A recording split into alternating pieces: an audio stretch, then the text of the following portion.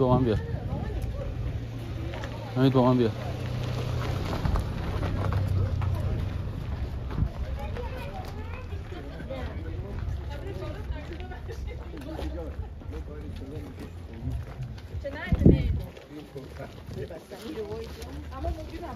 بستنی خوردی؟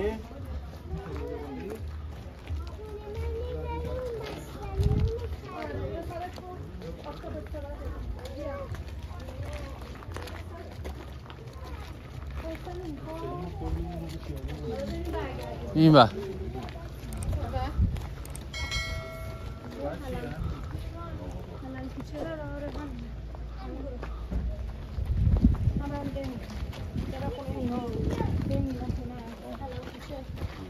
بگونه خونه باشه این همه آمدی سنگی باید دست همون بگید آروم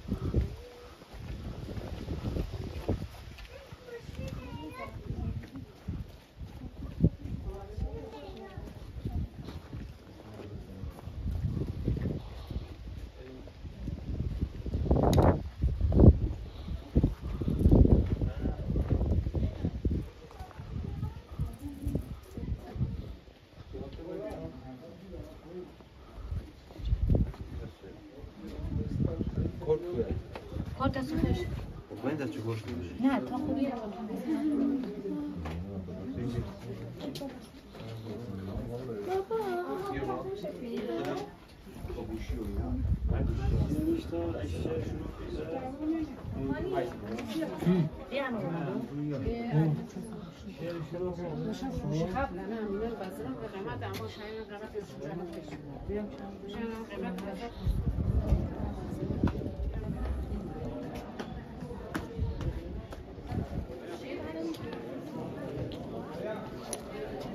تو شروع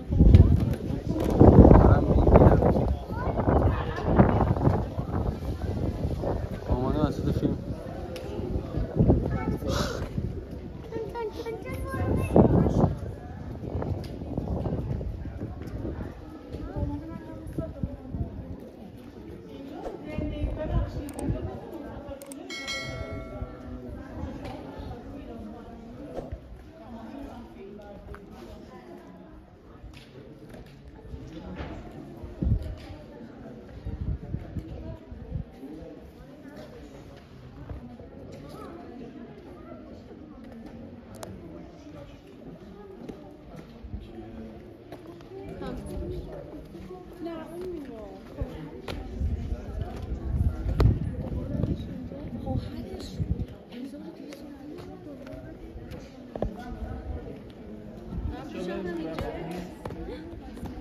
از همه جا را داره ولی از سفاریش از این است بگیریم بایستید دوته ما عکس گرفتیم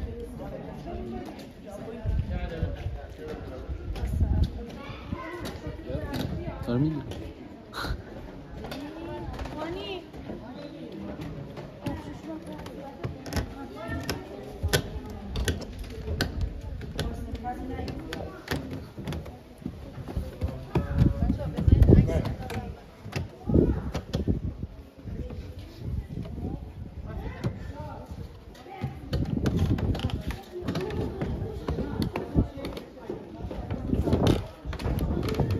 مانی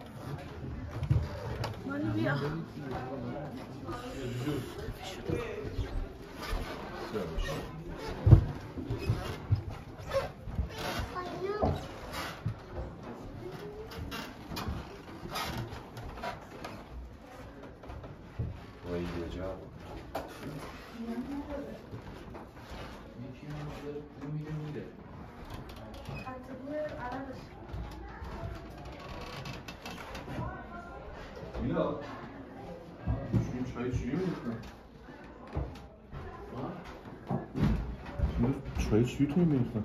خب نه اون چیزاشو نداره مانی جان بیا اشکا میریم پایین ها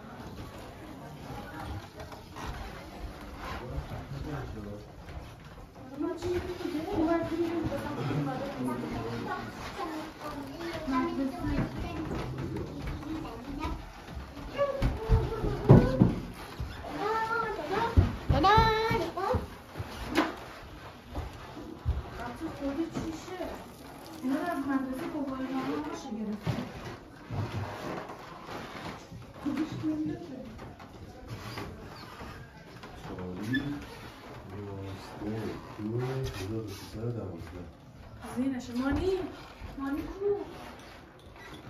کو چون موینه آره چرا عزیزم با شیله برگشت دیدمش دیگه اینجا بود با شیله برگشت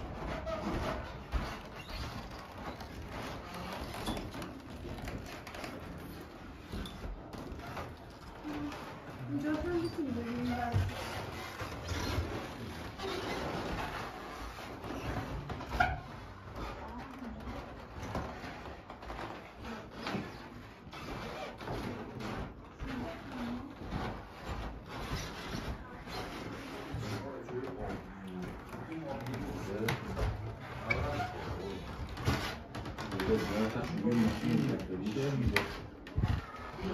دوغخوری شیشه‌ای دوغ چجوری تو باشی؟ دوغ بریزی توش چه پیکاری با من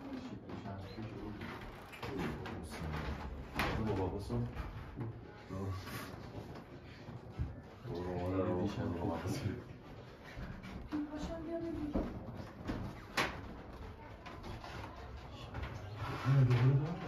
چرا مانی غیب شد؟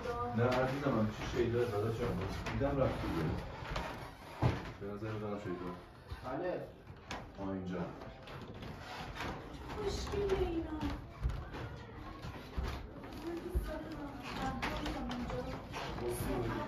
اینجا باشم به هر یه دونه رو اندازه کسی 5 نباشه. دقیقه بایستن نگاه کنم همش استرس نداشته باشه چون عاشق چیزای تاریخیه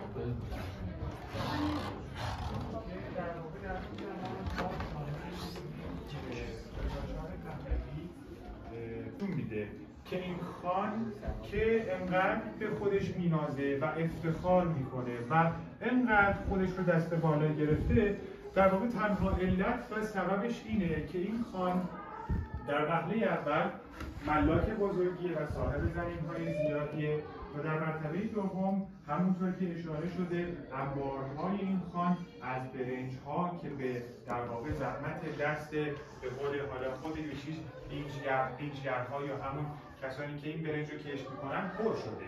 پس خیالش از بابت آذوقه و دارایی راحته و ما میبینیم که این اخلاقی که این خان داره اول اینطوریه که هر کسی در واقع به طرف این خان میاد وقتی میبینه که زیر دستتر از اونه حالا شکل منوال این طبقه اجتماعی شروع میکنه تخریب کردن و به زیر کشوندن در واقع اون قشر و بزرگ جلوه دادن خودش.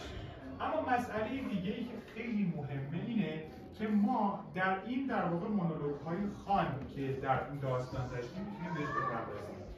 خان علت ثروتمند بودن خودش رو، علت متمول بودن و ملاک بودن خودش رو در واقع حقی میدونه که خدا داده و مشروع به اونه و مخصوص به اون و خانواده اونه و نه هیچ کسی از هیچ طبقی اجازه دست اندازی در این حق رو نداره.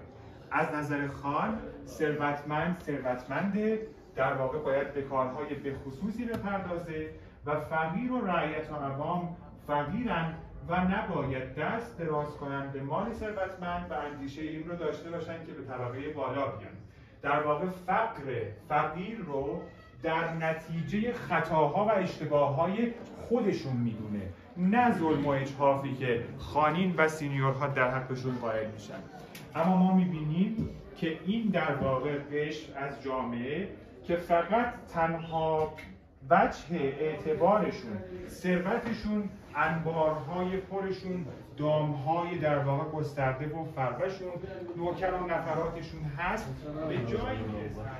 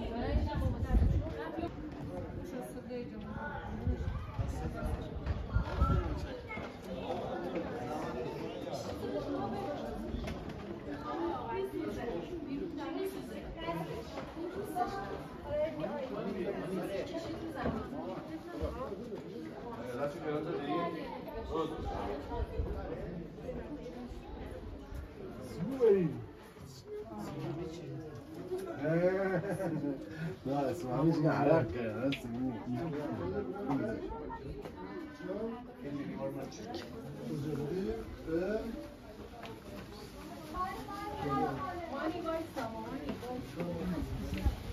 بیا مامان بیا از بس کمه مادر